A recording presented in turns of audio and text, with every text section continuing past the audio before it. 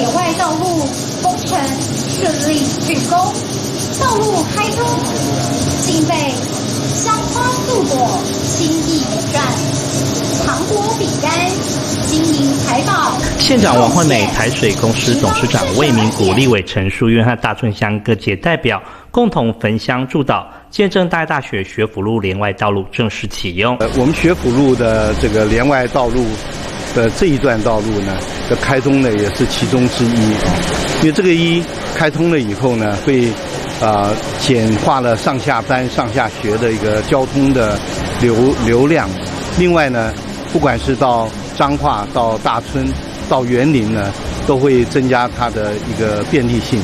县长王惠美指出，大学是彰化县优质的大学，不止学校屡创亮点，更出钱出力带动地方的发展。咱学府路甲咱的这个三角路，会使讲交通非常的这个非常的复杂哦。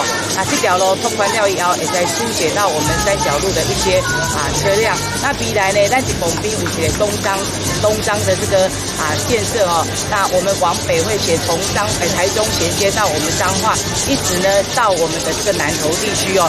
那总经费是30多亿。那目前呢正处于在规划过程中，有分为那个东张北段跟东张南段。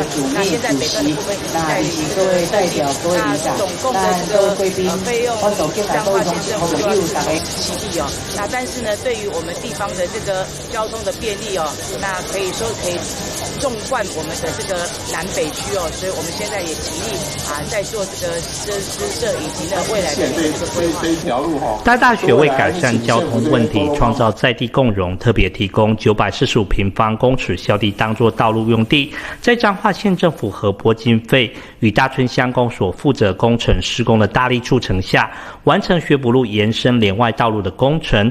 道路通之后，不只是疏散上下班的车流，也让社区交通动线更加完善。